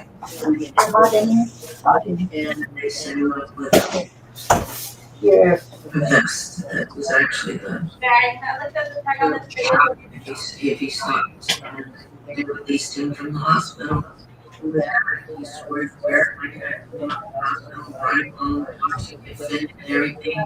He wore it, and he went for the follow-up with his doctor. Thursday, August 20th. When I'm rechecking with the doctor. Here's the forecast for tomorrow in Raleigh. Look for intermittent clouds. It's a high of 64 degrees Fahrenheit and a low of 47 degrees. He was, I'm gonna be fine. It was that morning. I had called him and he answered the phone. He was like, "Hey, what's up, Sam?" I said, "What do you want to get the kids from school today?" And he was like, "I would love that." "Yeah, I'm gonna pick the kids up from school." I said, "Okay, cool." I think this was like 10 in the morning. He like walks in the house. He's excited. Just, "Hey guys, what's up?" I have all the kids jumping on him and everything. So he was just really, really happy. And he's like, "I'm gonna go take a nap." And I was like, "All right, cool." He goes to sleep around 2 p.m. So I'm doing my thing in the kitchen. My mom's there. And then his alarm starts going off at 3. And so then I walked over and I was like, "Babe, your alarm's going off." And then I touched his leg and he would move. And so then I started shaking him and hitting him. And he would move. And so I screamed at my mom. I called 911 immediately. In the meantime, my mom is calling his mom. She's screaming, "William's having a heart attack, William's having a heart attack." And I'm like, no. Put him on the phone. And I called Taylor. Because he didn't know the details, he stopped breathing. I'm following them with him in the gurney. And I kept yelling at him, "Please just come back to me. My baby's just come back to me."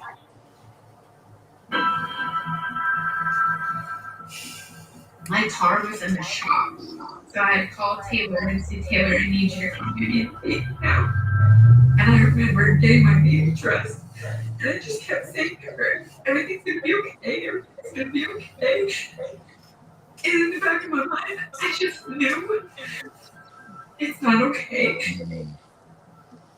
As soon as we walked in, they pulled us in a room alone. The doctor walked in, and it's like something you see a million times in movies, but you really don't know what it feels like until it happens.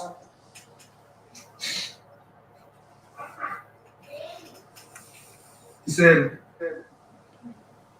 "We got bad news. He's gone." And time slowed down. I could see the reaction of everybody in the room. My mom, Dad crumbling. My sister, she's got a baby wrapped in her chest and she's fallen. I've never been more sad, but something in me, and I still to this day think it was Wyndham. Something in me gave me the strength to go, "Stop. You need to hold them up." He gave me strength in a moment where I would think I would crumble. And I really believe it was him. And he was telling me, "Be there for Mom. Hold her up." Taylor picked me up off the floor, and I just remember saying, felt so big. Just held me, picked me up. There's nothing we could do. It was absolute disbelief that this isn't happening. This is not real. And I kept looking at Michael. Mike, you gotta do something. Fix this now. It's just heartbreaking. Somebody sticking their fist in your chest and pulling your heart out. My sister called me. She said it was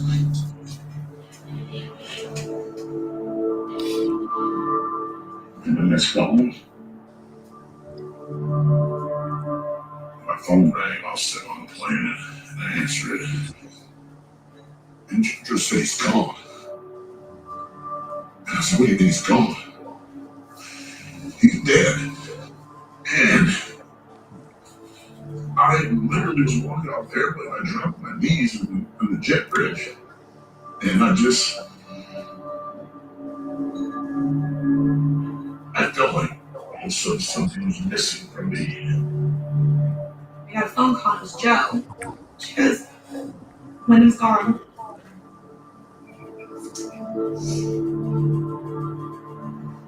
And I screamed. All I could think about is how I'm going to tell my children. They're 3 and 4, but they just lost their dad. People say, it was a nightmare. But you don't know what that feels like until you live a nightmare. It was and will forever be the worst day of my life. Didn't have the best time. Don't know what happened. Wyndham Rotunda passed away. He was 36 years old.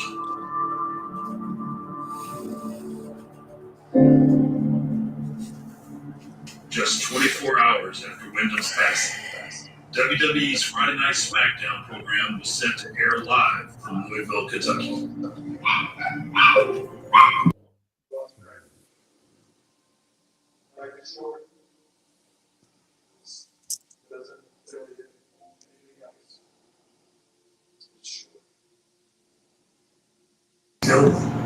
It still surreal. I still feel like I just haven't seen him for a little while, because he was so larger than life as a person and so big personality-wise, and everything was so good. And for somebody that young, it's just a crazy, I don't know how to put that in words. 36 years old. Cherish each other. Sitting here doing this whole thing about them, and even now, there's still a huge part of me that's in total denial. You know what I mean?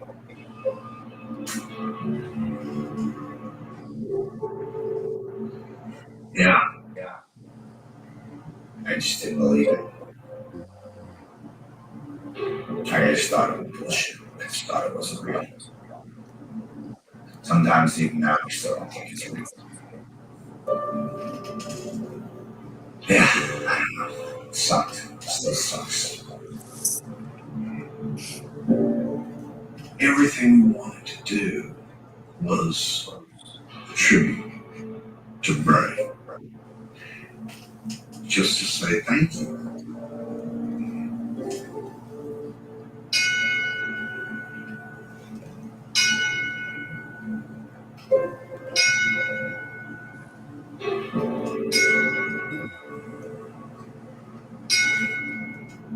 Just a barrage of different feelings in my head.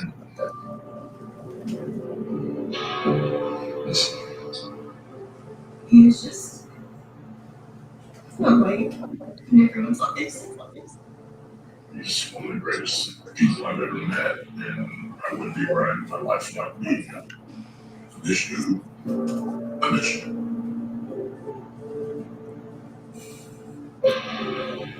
He touched a lot of people. He was loved by millions.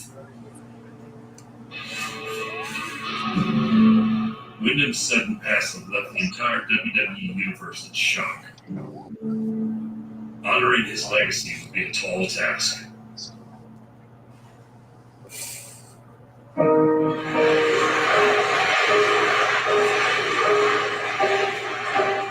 Following Wyndham's passing, in arenas across the country, superstars and fans paid tribute to Bray Wyatt. I know that all of you can feel the spirit of Bray Wyatt in this building. That was the time where I kind of struggled and started breaking down. We kind of look at the ceiling, we kind of keep everything together, and just a big deep breath. This one is for Wyndham. He was a special human being. He was a good human being. There's just not very many people like Wyndham or Tom. There's nobody like Wyndham or Tom. I'll always thank him for the rest of my career, every single time I see these fireflies. It was the only therapy that I was able to get was in that ring. He was truly a beautiful soul inside of the ring now. It was touching to see so many people care, know that he touched so many people. He really touched lives from all over the world. It was just overwhelming, really overwhelming to see how much he was loved. Wow. He was loved.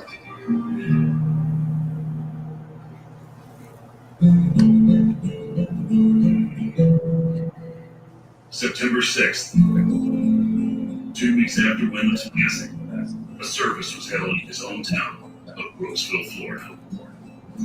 To go and plan your son's funeral is the worst thing in the world. It's the hardest thing in the world.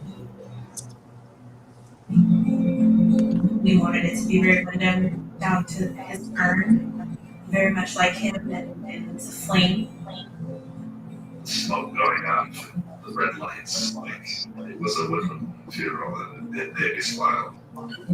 Seeing everyone together, how important he was to so many people.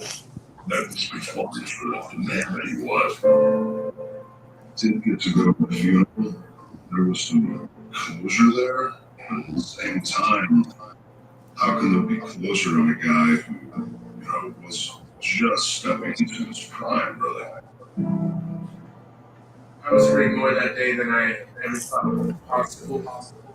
I really don't know how I'm going to get through this.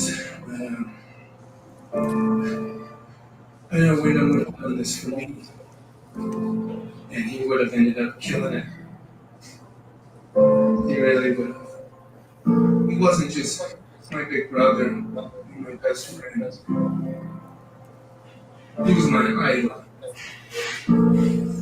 Wyndham was Taylor's superhero. The eulogy that Taylor gave it went service was unbelievable.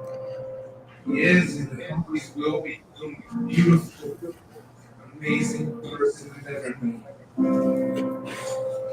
I love you so much, Wyndham. I could feel Wyndham's comfort as I stood up there speaking. A couple months ago, I had this singing opportunity. My dad actually asked me to do it. He's working on a book, and he said, set something up a couple weeks and, interview them and get some transcripts, just talking about her family and values and how we grew up. I had no idea that Wyndham was going to tell us how he wanted to be remembered. When the meeting with Martin next week, first conference, it makes all like you. But honestly, at the end of the day, in the judge, I think that I would be far more than just wrestling. Making sure that my kids and JoJo, everybody know that I would be there no matter what. Wyndham was gone, but his ideas live on. He still has one final creation to share with the world. He was here a bunch. Came like 3 or 4 times over the summer, spitballing ideas. I want to do this, I want to do that. And from there, we started working on the new feet. We made the new lantern, a few of the animatronics, and it's the eyes moving back and forth. We made the new masks, started talking about gear. And always wanted something new, something fresh, something different. What would the next evolution of the feet be?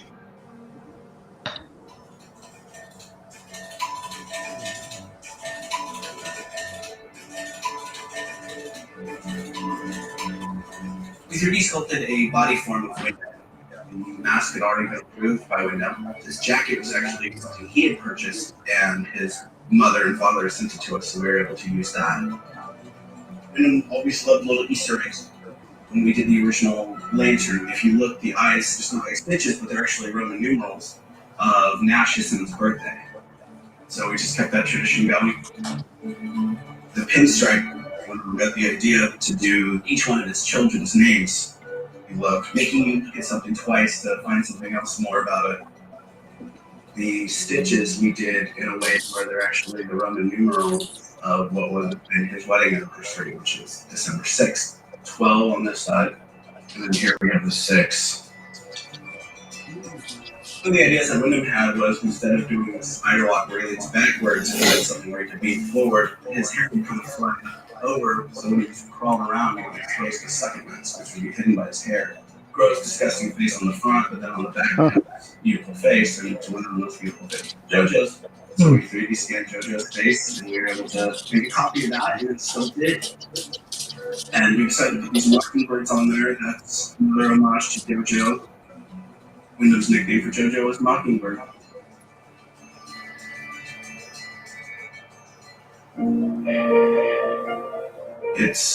What's up, Emily? This is the last thing I ever Almost look predator-ish.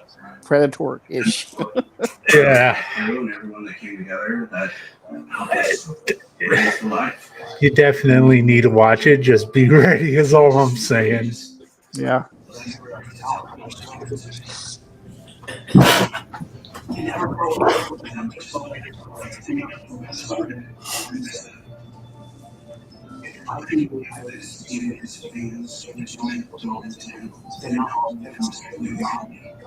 So, if I can tell my friend my phone is on I'll be okay. I can do that. He's not gone because the idea is we'll live on forever. The world was much more energy than the experience. It was very entertaining always. And we did not give up the time we got him. He's missed a lot.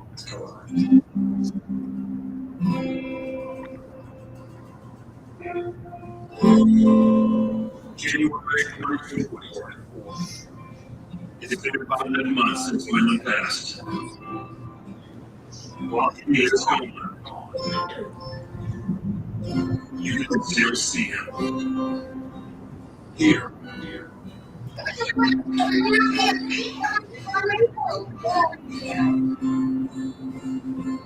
It's mine. It's mine. It's cold. I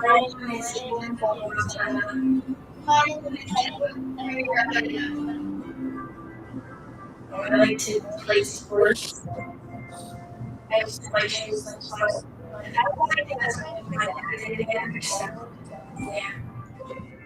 I would challenge and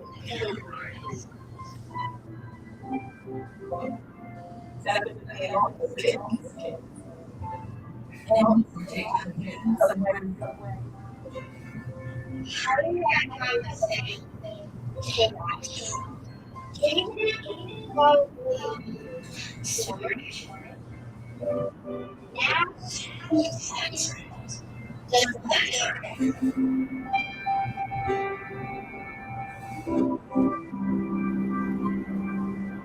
I believe if you believe in afterlife, we will get to see him again. My fire love for the business has to be greater than it ever has. Because it's given me this very good passion to want to carry his legacy.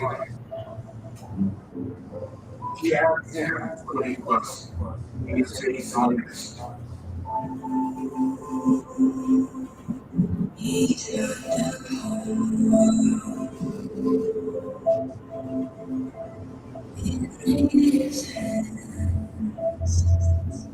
The dad hands, the son, the brother, everything he was the best at it. Something completely different than has ever been in WWE. When everyone said wrestling is a love story, it's much more. It's hope. A spectacle no one can deny. An excuse to be here again. And nothing matters except the moment you're in.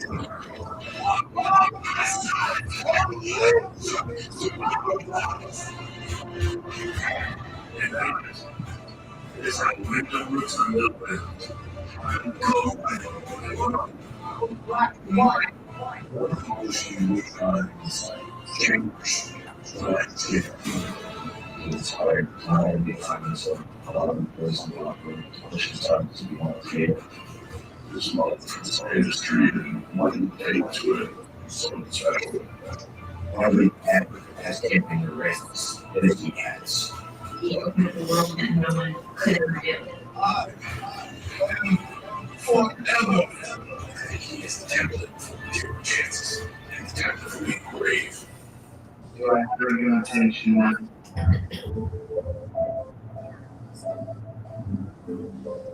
Greatest human ever hands down.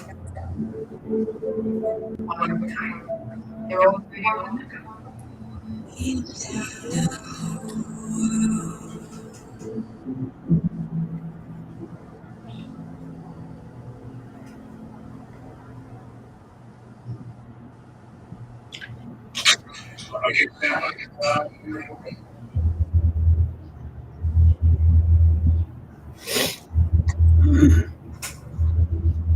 I'm gonna still roll the credits because I think there's something. I got them still going. So Yeah, either.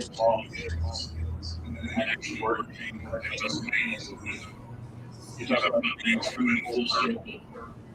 I would see that Wyndham is so different.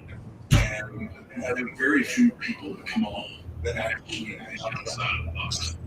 He was taken from us way too soon. I know what he would have been. And it would have been really special.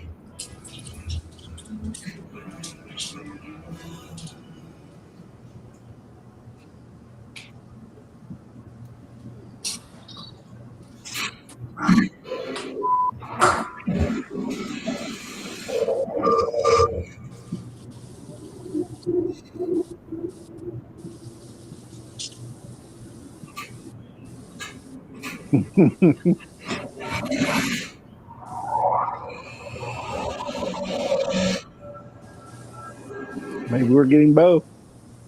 Or Okay. Taylor. Okay. Before I get into what I thought of it, that last little bit is the only thing I knew about before we started watching it. And that's because I made the mistake of hopping off Twitter and one person just put something about it. Well, I also saw Real Talk put an article out about the future of Bo Dallas. Yeah. So they are going to do something with Bo. As Howdy. Or something. As who, because now we know he was Uncle Howdy. Yeah. But I think it's still going to involve Uncle Howdy in a way, but I think it's going to be Bo taking over that final form of the Fiend. That at least That's what I'm hoping for. So Because that final form looked cool. yeah. Yeah. That just hurts me. Bite my eyes so- real quick. Yeah. Dude, those last 20 last- minutes. Yeah. If, Started with if him you getting look at my started face, with him getting COVID. From yeah, there till they started showing yeah. till right after the service. If you look at those last 20 minutes, you can tell I was not good. But just my face said it all, man, in those last 20 minutes.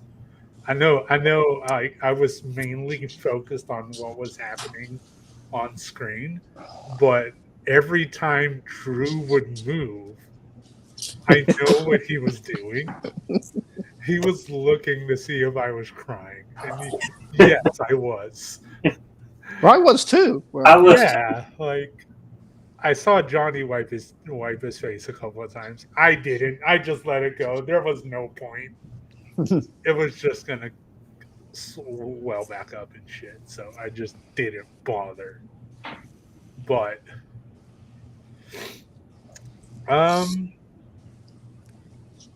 I liked it. I like how in detail it started. Yes. A lot of information we didn't know. Yeah.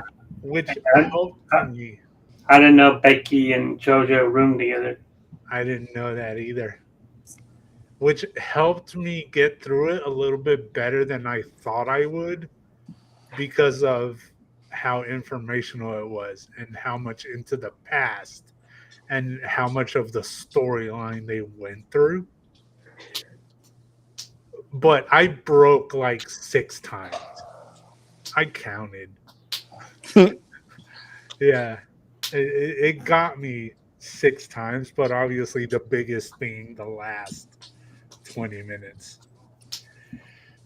It makes me like happy that they made this for him. It makes me happy that Bo is gonna do something in honor of him, and I'm glad they're letting him do that. I said a couple of weeks ago when we talked about when this documentary was going to come out that they need to let him do what they wouldn't let his brother do. And even Triple H, they will. Vince is not there anymore. Yeah. Vince is the one that gave him the whole Husky Harris character. Vince is the one that released him in the first place.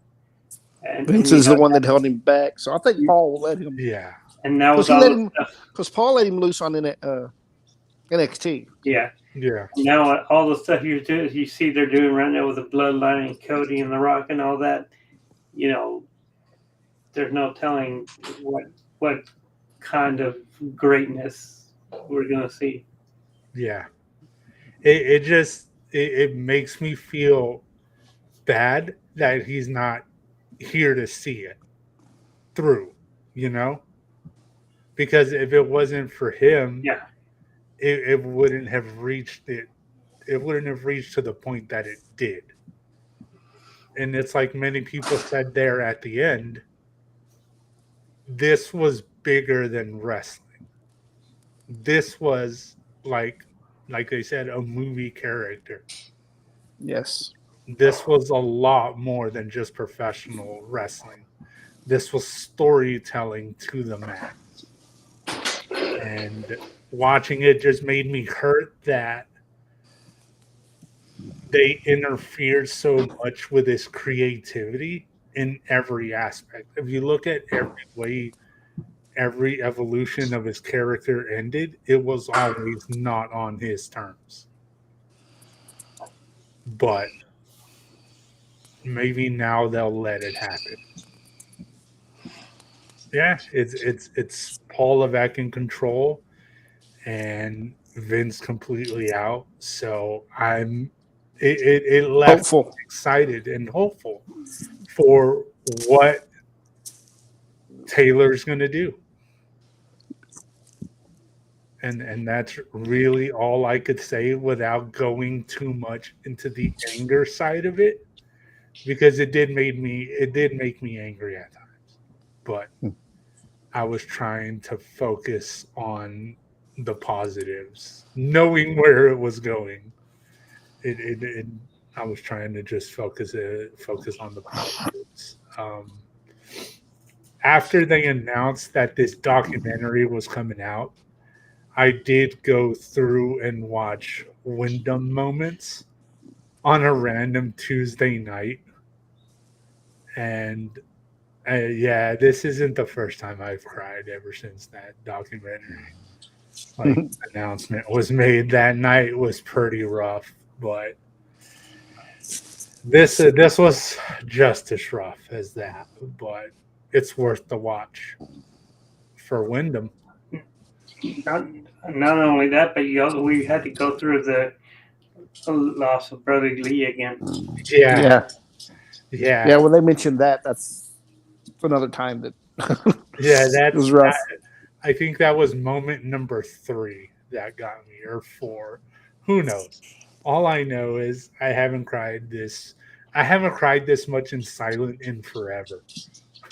I was silently crying. I don't know if y'all were able to pick any of that up, but I was trying. I've heard some of the sniffling. Yeah. I think that was both Andrew and I at a couple of times. We had some sniffles in there, trying to hide it, but it didn't quite work. I'm just not ready for the questions as to why are your eyes so red. But yeah, it was great, and I'm glad we got to watch it on day 1 because I don't know how long I could have gone waited without watching it. So I'm glad we were able to do this on a Monday. Any closing thoughts before we wrap this up? Because there's like 15 minutes until Raw. No. Yeah. No. If you haven't watched it, give it a watch. You'll enjoy it. Yeah. And it's also very informative of his whole entire career. Yeah.